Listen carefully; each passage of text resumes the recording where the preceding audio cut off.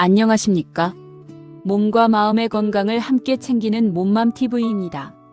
오늘은 많은 분들이 그냥 감기겠지 하고 넘기다가 몇 주, 몇 달씩 계속되면서도 딱 잡히지 않아 더 불안해하시는 증상에 대해 이야기해 보려고 합니다. 바로 만성기침입니다. 처음에는 감기인 줄 알고 기침약도 먹어보고 따뜻한 물도 마셔보고 꿀물도 마셔보지만 이상하게도 기침만은 끝까지 남는 경우 한 번쯤 있으셨을 겁니다. 특히 시니어분들 중에는 목이 좀 예민해진 거겠지. 나이 들면 원래 이렇지 뭐라며 오래가는 기침을 그냥 체질 문제라고 생각하고 그냥 참고 지내시는 분들이 많습니다.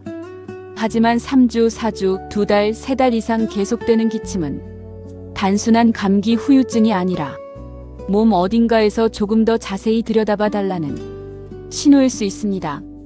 오늘 이 시간에는 만성기침이 왜 생기는지, 어떤 경우에는 비교적 가벼운 문제일 수 있고 어떤 경우에는 절대 놓치면 안 되는 위험 신호인지, 그리고 일상에서 기침을 줄이기 위해 우리가 실천할 수 있는 방법들까지 차분하게 하나씩 풀어드리겠습니다. 무엇보다 이 시간을 통해 괜히 너무 겁먹을 필요는 없지만 또 무조건 가볍게 넘겨서도 안 되는 그 경계선을 조금 더 선명하게 느끼셨으면 합니다. 오늘 나누는 이야기는 일반적인 건강정보이며 개인의 진단이나 치료를 대신하지 않습니다. 기침이 오래 지속되거나 다른 증상이 동반되는 경우에는 반드시 전문의 진료를 받으시기 바랍니다. 우선 기침이라는 것이 우리 몸에서 어떤 역할을 하는지부터 짚어보겠습니다. 기침은 몸이 일부러 하는 행동입니다. 폐와 기도를 깨끗하게 유지하기 위해 꼭 필요할 때 켜지는 일종의 청소 버튼이라고 보시면 됩니다. 먼지가 들어왔을 때, 음식물이 기도로 살짝 잘못 들어가려 할 때, 가래가 많이 끼었을 때, 몸은 자동으로 기침을 일으켜 이물질을 밖으로 밀어내려고 합니다. 그래서 짧게 일시적으로 하는 기침은 오히려 몸이 건강하게 반응하고 있다는 신호이기도 합니다. 문제는 이 기침이 너무 자주, 너무 오랫동안, 그리고 이유를 모르겠는 상태로 몇 주, 몇 달씩 이어질 때입니다. 의학적으로는 보통 3주 미만의 기침은 급성기침, 3주에서 8주 정도는 아직 회복 중일 수 있는 기침, 8주 이상 이어지는 기침은 만성기침으로 보고 원인을 꼭 찾아보자고 권합니다. 그럼 어떤 경우들이 있을까요? 먼저 가장 흔한 것은 감기나 기관지염이 다 나가는 과정에서 남는 기침입니다. 감기를 앓고 난 뒤 열도 내리고 코도 괜찮고 몸살도 사라졌는데 기침만 2, 3주 이상 계속되는 경우가 있습니다.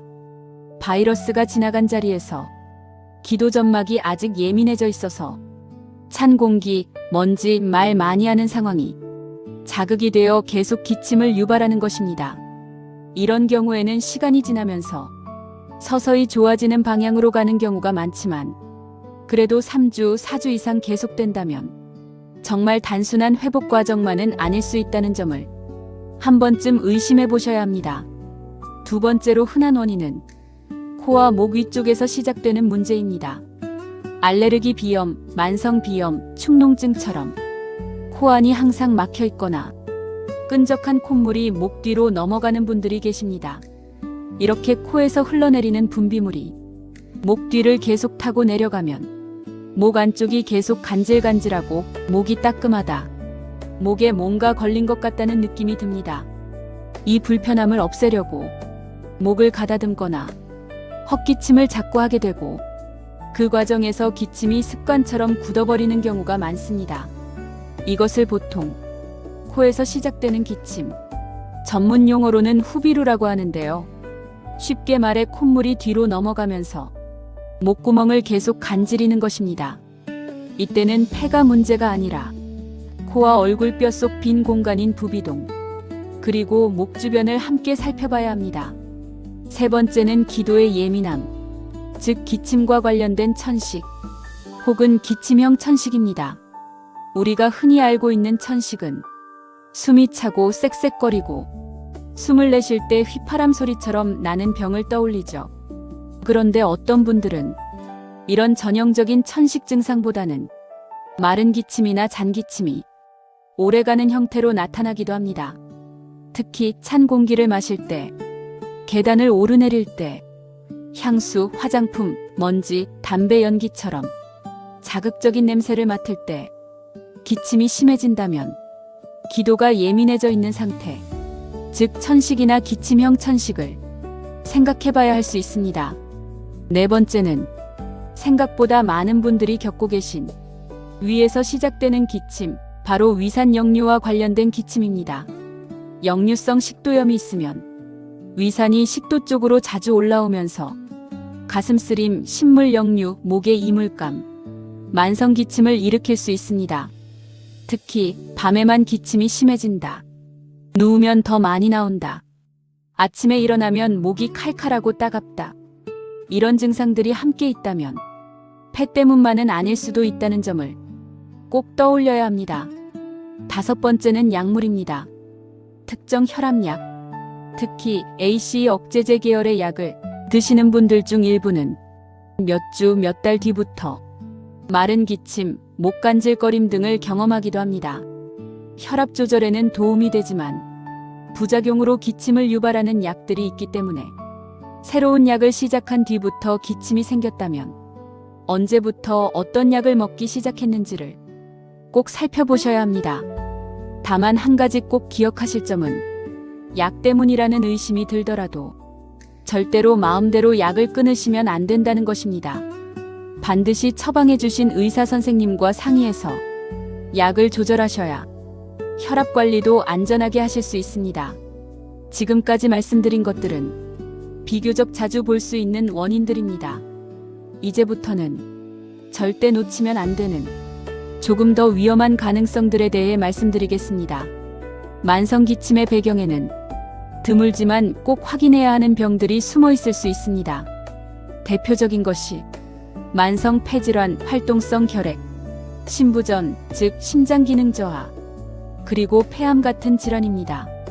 여기서 중요한 것은 모든 만성 기침이 다 큰 병이다라는 뜻이 아니라 이런 병들이 숨어 있을 수 있기 때문에 몇 가지 위험 신호는 꼭 기억해 두어야 한다는 것입니다.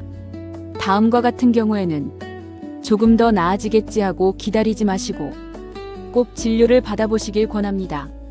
첫 번째는 가래에 피가 섞여 나오는 경우입니다. 선홍색 피가 조금이라도 비친다면 이는 결코 정상적인 상황이 아닙니다. 잇몸에서 피가 났나 하고 가볍게 넘기지 마시고 그 즉시 병원을 찾아 정확한 원인을 확인하셔야 합니다. 두 번째는 숨가쁨과 자세에 따른 변화입니다.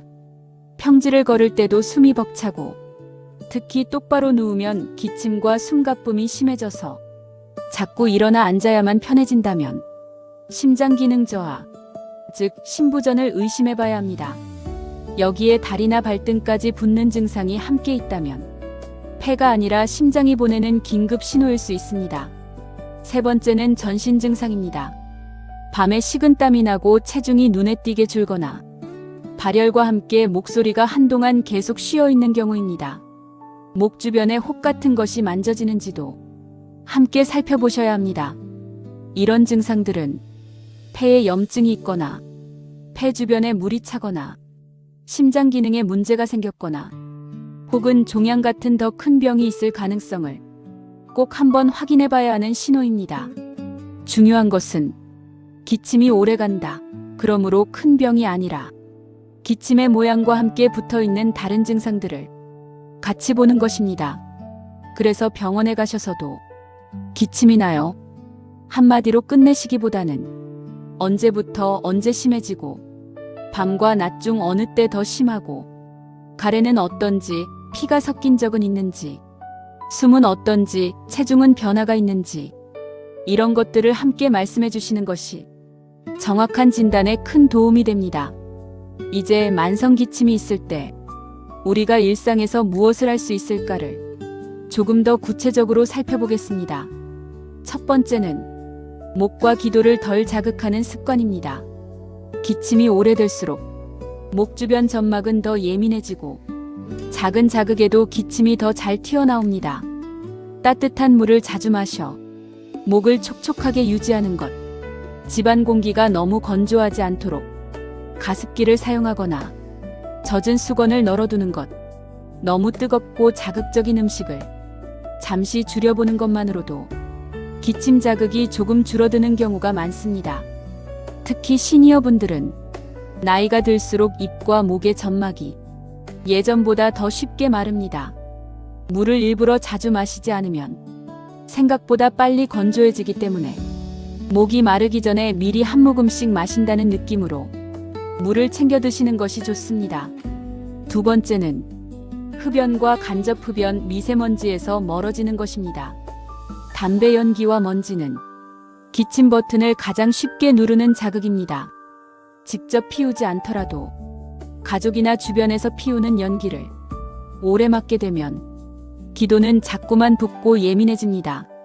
가능하다면 실내에서의 흡연은 피하고 외출 시에는 미세먼지 수치를 보고 농도가 높은 날에는 가능하면 마스크를 착용해 기도에 들어오는 자극을 줄이는 것이 좋습니다.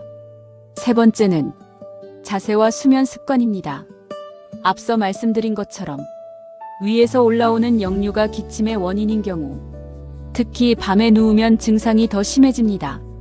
이럴 때는 잠자리 바로 직전에 과식과 야식을 줄이고 잠자리에 들기 2-3시간 전에는 식사를 마치는 습관이 필요합니다. 또한 베개나 상체를 약간 높여 자면 위 내용물이 식도로 역류하는 힘을 조금 줄일 수 있습니다. 식사 직후에 소파에 비스듬히 눕거나 바로 누워버리는 습관은 위와 식도 그리고 기침 모두에게 좋지 않은 패턴입니다. 네 번째는 목과 어깨의 긴장을 풀어주는 것입니다. 스트레스가 많을수록 우리는 모르는 사이에 어깨를 들고 목을 앞으로 쭉 내밀고 상체를 굳힌 채 생활합니다. 이 상태가 오래되면 호흡이 얕아지고 가슴과 목 주변 근육이 뻣뻣해져 조금만 자극이 와도 쉽게 기침이 유발될 수 있습니다. 의자에 앉아 있을 때 등을 등받이에 살짝 기대고 어깨를 툭 떨어뜨리는 연습, 천천히 코로 숨을 들이마시고 입으로 길게 내쉬는 연습을 하루에 몇 번씩만 해도 호흡이 조금 더 부드러워지고 기침에 대한 예민함이 줄어드는 경우가 있습니다. 다섯 번째는 기침을 너무 억지로 참지 않는 것입니다. 기침이 나올 때마다 참아야지 하고 억지로만 눌러버리면 가래가 있는 경우 오히려 기도 안쪽에 가래가 더 쌓이며 숨이 답답해질 수 있습니다. 가래가 분명히 느껴질 때는 깊게 한번 기침해 가래를 밖으로 배출해주고 그 이후에 목을 편안하게 풀어주는 것이 좋습니다. 중요한 것은 기침의 횟수를 무작정 줄이는 것이 아니라 기침이 자꾸 유발되는 근본적인 자극을 줄이는 것. 그리고 언제는 생활습관, 언제는 진료라고 스스로 구분하는 기준을 갖는 것입니다. 그렇다면 언제까지 지켜보다가 언제는 꼭 병원을 가야 할까? 이 부분이 가장 궁금하실 겁니다. 다음과 같은 경우에는 기다리기보다는 진료를 통해 한번 정확히 확인해 보시는 것을 권합니다. 기침이 3주 이상 계속되고 점점 나아지는 느낌이 전혀 없을 때, 기침 때문에 밤에 자주 깨고 수면이 크게 방해받을 정도일 때, 계단이나 평지를 걸을 때, 숨이 차서 자꾸 멈추게 될 때, 가래에 피가 비치거나 피가 선명하게 섞여 나올 때, 열이 2주 이상 이어지면서 기침도 계속될 때, 체중이 눈에 띄게 줄어드는 느낌이 있을 때, 목 주변에 혹이 만져지거나 목소리가 오랫동안 쉬어 있을 때, 이런 경우에는 나이 드니 원래 그렇겠지 하고 넘기기에는 아쉬운 상황입니다. 가슴 엑스레이나 CT, 폐기능 검사, 피 검사, 위, 식도 내시경 등 필요한 검사를 통해 당신의 기침이 어떤 종류인지 조금 더 구체적으로 확인할 수 있습니다. 검사를 해서 별다른 이상이 없다는 말도 사실은 큰 안심이 될 수 있습니다. 아, 다행이다. 큰 병은 아닌 걸 확인했다. 이제는 생활 습관과 약으로 조절해보면 되겠구나. 이렇게 마음의 무게를 덜어내고 앞으로의 방향을 정할 수 있기 때문입니다.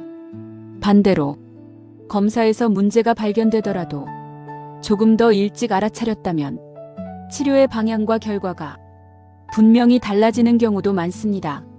만성기침은 몸이 나에게 보내는 긴 편지 같은 신호입니다. 소리를 낼 때마다, 밤에 누울 때마다, 계단을 오르내릴 때마다 지금 이 부분이 조금 힘들다라고 계속 말을 걸어오는 셈입니다. 이 편지를 귀찮다, 또 시작이네 하고 무시해버릴 수도 있고 왜 이렇게 자꾸 찾아오지 하고 한 번쯤 읽어볼 수도 있습니다.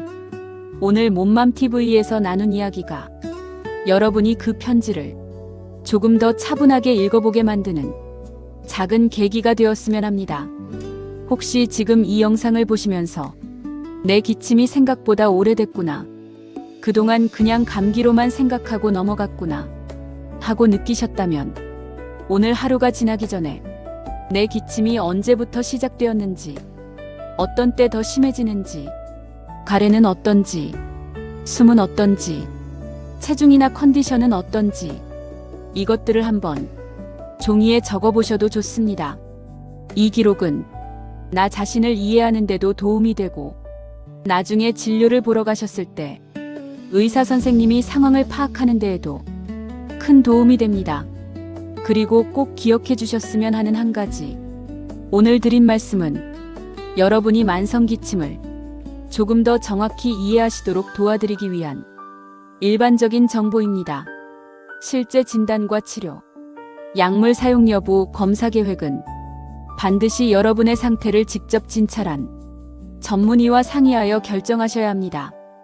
혼자 인터넷 정보만 찾아보고 이건 아닌 것 같으니 그냥 참자, 혹은 나는 큰 병일 거야 하고 혼자 결론을 내리고 두려워하시기보다는 필요할 때는 검사와 상담의 도움을 받는 것이 훨씬 더 안전하고 또 마음도 편안해지는 길입니다.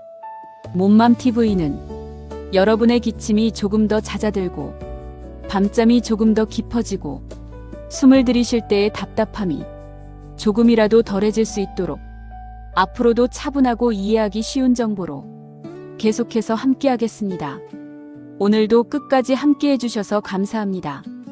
여러분의 숨이 오늘은 어제보다 조금 더 편안해지기를 진심으로 바라겠습니다.